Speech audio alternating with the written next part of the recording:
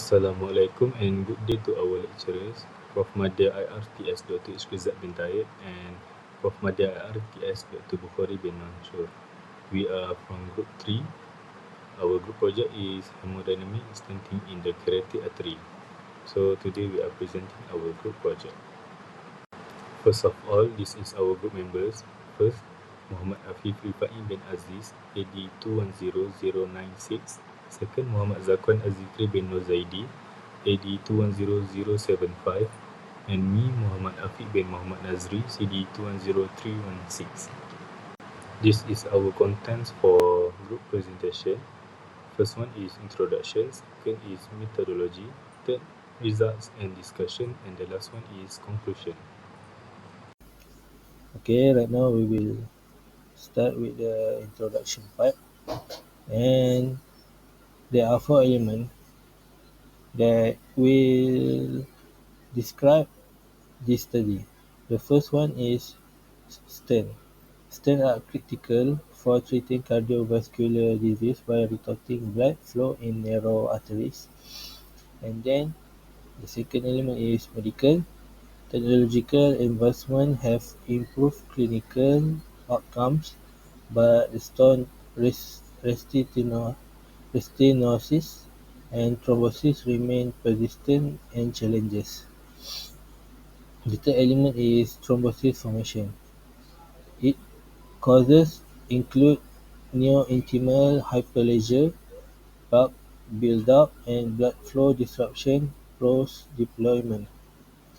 And the fourth element is the study. The study used CFD simulation to analyze how mesh design and deployment site shape, flow, and thrombogenic risk. Okay, so we will continue with the importance of accurate stent placement. And then on the left side, we can see how the stent mechanism function. So the first one, stent delivery system in place, and then stent expand as balloon inflates. After that, the catheter remove, stent implanted. So the purpose of stent deployment is to restore unobstructed blood flow in arteries affected by plaque buildup or stenosis, and then stent act as scaffolding to prop open the artery wall and reduce the risk of collapse or re-narrowing. Regulation is crucial because clinical success is highly dependent on how and where the stent is positioned. Misalignment can compress or injure vessel wall, leave regions under-supported, which leading to restenosis, cause flow disturbance, triggering thrombotic risks. And then sizing element. Human coronary usually range from 6.5 mm to 7.4 mm in diameter. Stern must match this range closely because if it's too large, it may damage the wall or disturb the flow, but when it's too small, it may not open fully the obstructed artery. And then the clinical implication. So from a stent, it will minimize the flow disruption and ensure even pressure distribution.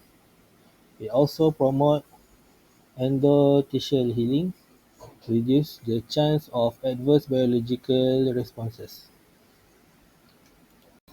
Okay, let's continue with the thrombosis risk and hemodynamic. So what is exactly thrombosis? Thrombosis is unwanted blood clot formation, and it is a major complication post-stent deployment, especially in coronary and peripheral arteries. It can lead to life-threatening events like heart attack and stroke. So, hemodynamic disruption. When a stent is placed inside a vessel, its struts obstruct natural flow. The turbulent chaotic flow around the stent struts form and low wall shear stress areas where blood moves slowly near the vessel wall, and it causes the formation of recirculation zone, a swelling flow where blood stagnates. Biomechanics: region with a low shear stress will trigger the platelet adhesion, and after that, flow separation near sharp struts also cause support clot initiation. After that, eddy current and vortex structure will cause trapped blood component in harmful patterns. So, for clinical insight of thrombosis risk is even the stent with excellent mechanical properties can fail in anatomically high-risk location. Flow disruption is not uniform; it's a location and design dependent. Okay, now we move to the next part, which is the methodology. So the first part will be the geometry for the type of stand.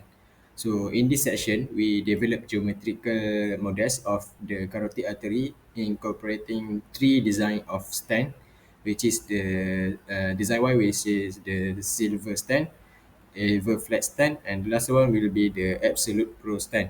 So each stand was created in SolidWorks before imported into ANSYS to represent its specific mesh, geometry, and dimension while maintaining anatomical realism of the artery. So all our stand had the same diameter, which is 7.2 millimeters, and uniform thickness of 0.2 millimeters, but slightly different in their line because of their design. So silver measured approximately around 38.86 millimeter, and the rest is quite the same. So by modeling these three design under consistent condition, we were able to study how their unique structural feature affect the blood flow dynamic in the carotid artery. So now we move to the second part of geometry, which is the location of stand, or we assume it as three different cases. So the first case we present a central location, which position just before the artery branches into the daughter vessel. So this area is important because the change in geometry can create complex flow pattern around the stand. And the second case is correspond to the proximal segment, which is near the artery entrance before the bifurcation. So displacement simulates situation where early intervention is performed closer to the main vessel. And the last case is simulates placement is in the distal branch, which is it's near or at the bifurcation itself. So this scenario is especially relevant for studying how the stent interacts with curved arterial geometry and split flow. So by combining stent design with all three placement cases, we generate 9 simulation configuration in total, enabling a comprehensive comparison of how both geometry and location influence the hemodynamics. The second part of methodology is meshing. As shown in the slide, there are three tables of meshing for silver stand, ever flat stand, and absolute pro stand. So the parameters stated is element size, number of nodes, and number of elements. There are three cases of each stand. So we are using tetrahedral meshing because to accommodate the complex geometry of the stented arteries. The tetrahedral mesh topology was chosen due to its capability to conform to intricate features such as the strut profile and the curvature of the arterial lumen. This meshing strategy ensures accurate capture of velocity gradients and wall shear stress near the vessel walls and around the stent surfaces. Now we move to the boundary condition and parameter assumption. So for the simulation, we assume steady, incompressible, and laminar flow, which reflect the physiological condition in medium-sized arteries. So the blood was modeled as a non-Newtonian fluid using the viscosity model to capture shear tightening behavior. So the fluid density was set to 1060 kg per cubic meter, representing the typical blood properties. So then the cardio model parameters used in the simulation is infinite shear viscosity is 0.0035, then zero shear viscosity 0.056, then the time constant is 3.31, and the last one will be the power law index is 0.3568. And these parameters have to accurately represent the variation of blood viscosity with shear rates. So then a uniform inlet velocity of 0.5 meter per second was applied, and then the outlet was set to a static pressure, which is 13,332 Pascal, simulating the downstream of arterial pressure. So all vessel walls and stent surface were given non-slip condition, meaning that the blood velocity was zero at the surface, consistent with real biological flow behavior. And the last one will be to ensure the accurate coupling between pressure and velocity. So the couple algorithm solver in ANSYS Fluent was used. So this allow for stable, accurate result when simulating the flow of fluid and wall shear stress in the carotid artery. So now we move to the next one, which is the analysis. So after completing the simulation, we focus our analysis on several key hemodynamic factors. So the first one will be the wall shear stress distribution, which is we perform detailed mapping of wall shear stress to locate low shear regions that are known to promote platelet aggregation or the potential deformation of the thrombosis. And then the pressure drop. So we evaluate the pressure distribution along the artery to measure the resistance introduced by its stent configuration. And the last one will be the we examine the velocity contours or streamline to identify the flow separation zones and recirculation regions downstream of the stent struts. So these are critical because they can contribute to thrombosis and plaque development. So now we move to the next part of the presentation, which is the result and discussion. So for the first one will be the wall shear stress, which is the WSS. So in this section, we analyze how each stent design influence the wall shear stress distribution in the carotid artery. So overall, the absolute pro stand demonstrate the most balanced and uniform WSS contour across all placement cases. So this design show larger areas of consistency, height shear stress, especially in case 2. So where it reached an average value of 3.02 pascals, as we can see in the table. So this multi transition between high and low shear zones suggests better flow reattachment behind the stent struts, which can reduce the circulation areas that promotes to the thrombosis. So and then for the silver stent, it produced more uneven WSS pattern, particularly in case 1. So here we observe cluster of lower shear stress and sharper gradients downstream of the struts. So the average WSS in this configuration is 2.83 Pascal, which is the lowest amount of all the combination. So the last one is the Everflat stand had performance between the other two. So its WSS distribution was relatively consistent but slightly less uniform than the Absolute Pro. So in case 3, Everflat achieves one of the highest average value, which is 2.92 Pascal, suggesting it can still provide favorable shear stress if positioned correctly. And so these three underline the result is underline the importance of both stand geometry and placement strategy. So the absolute pros then show that the most favorable and consistent wall shear stress distribution overall, which could contribute to better long-term vascular health. For the second result is pressure drop. As we can see in the slide, this is the result for pressure drop for silver stand, everflex stand and absolute pro stand. The pressure drop across the stented artery is an important consideration for understanding hemodynamic resistance associated with attaching different stands in different placement. Using the computational data that has been obtained, we want to understand the pressure distribution across the three stands as it relates to the three placements. There did appear to be a localized drop in pressure near the stand struts and bifurcations, which is likely due to the constriction in flow and turbulence.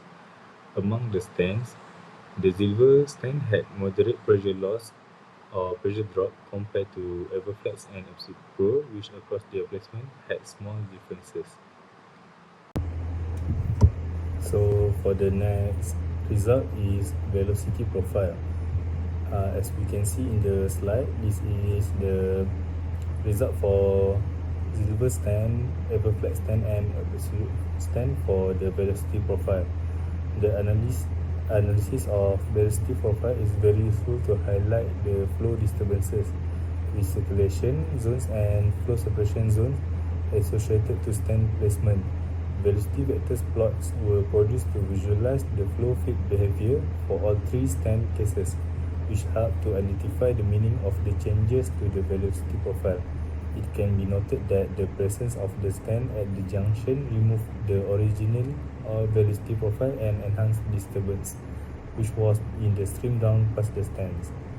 Especially in the gaining velocity position adjacent, the stand in the bifurcation and the inner curvature of the artery stub. The velocity, direction and magnitude for silver stand changes in flow magnitude from downstream of the stand.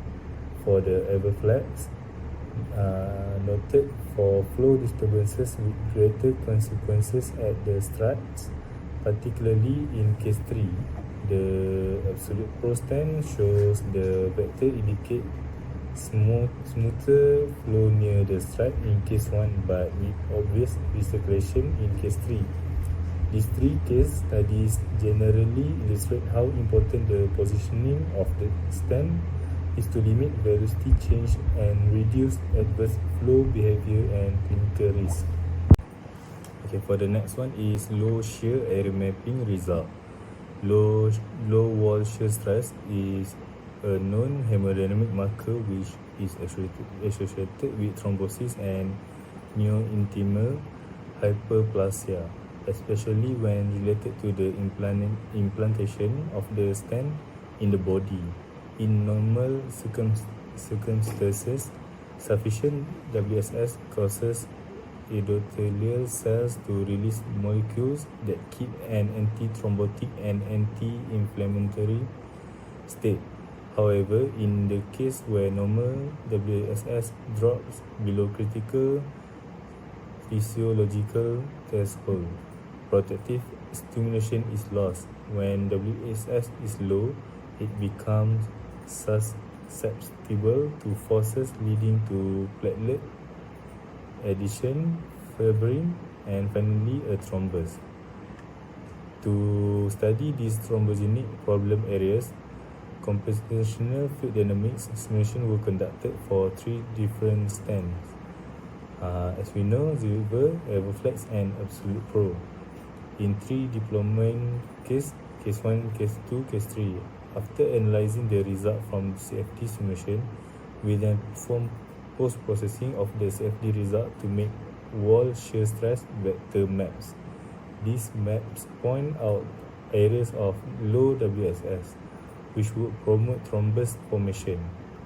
The physiological relevance of these low WSS regions is due to several mechanisms. Low shear means less stimulation of the endothelial cells, followed by reduced production of nitric oxide and increased expression of pro-thrombotic addition markers. A higher residence time of platelet and fibrinogen will occur because of the slower velocity blood travel near the vessel wall, enhancing the risk of clot formation.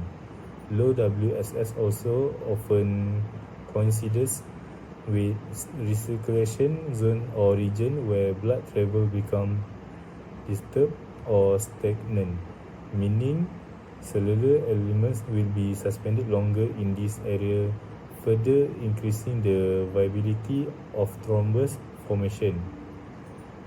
For the silver stent, most notably, case 3 has a large low WSS region at the outer vessel wall near the bifurcation, indicating some deployment position can be aggravated with high hemodynamic disturbance. Likewise, Everflat stent, which present a large low shear region in both case 2 and case 3. Not surprisingly, these low shear zones are extending along the longitudinal axis of the stent, signifying that even slight changes in positioning can cause large disruption of the flow field. Finally, the absolute pro stent, which demonstrate a very large low shear zones in distal in case 3. The result here again emphasize the potential for stent placement and the influence of vessel curvature to affect WSS distribution. Altogether, these numerical and visual findings stress that stent design and deployment method affect flow post-implantation, design resulting in long, wide area of low WSS contribute to potential thrombosis. Therefore, when stents are characterized with WSS mapping can serve a diagnostic tool but also a prediction metric for the thrombogenic potential of stent geometries before clinical studies commence, as shown in the figure of the slide. Last but not least is the result for grid independence test, which is GIT. A GIT was carried out for all stent types in case 3 to assess the accuracy and reliability of the CFD result. We will run for 4 runs of every case 3 in every stent. Several mesh refinements were tested to assess if further reduction in the element size had any significant impact on the result. This assessment will continue until a mesh resolution is determined that the critical parameters, pressure, velocity, and wall shear stress are not sensitive to the further grid refinement, and the optimal to run the CFD analysis is determined without reducing analysis accuracy. For the silver stent, 4 mesh resolution were tested with reduction in the element size, which ranged from 15 mm to 13.5 mm. The number of nodes and elements for each refinement of the silver stent mesh are summarized in the table, as shown in the slide. For the Everflat stent, the range of element size used was from 6.7682 mm to 3 mm, which are also shown in the table in the slide. Also for the absolute pro stent, details for mesh refinement of element size from 6.7677 mm to 3 mm is shown in the table also. The GIT results are visually summarized in figure in the slide, which show the convergence trends for each stent type. The charts confirm that beyond a certain refinement level, the variation in simulation result becomes negligible, validating the adequacy of the chosen mesh densities for the main simulation runs. This step ensures that the numerical predictions are free from grid-dependent artifacts and reflect the true physical behavior model in the domain. Okay, we continue with the last part, which is situation. So there is four things that I will explain to wrap up this study. The first one is simulation. So we simulated three stent design in three different anatomical locations using ANSYS, and we may analyze mechanical performance under varying psychological conditions. We also face some challenges, which is precisely replicating real arterial geometry and tissue behavior is tough, especially with patient-specific anatomical variation. Simulated results need extensive validation before they are accepted in clinical decision. Some weaknesses, which is may not fully capture the dynamic interplay of real-time pressure variations and wall movements, and the opportunity from the study is providing validated simulation results to support regulatory approval process, and also helping companies develop stents with compensative performance advantages rooted in data-driven design. So that's all.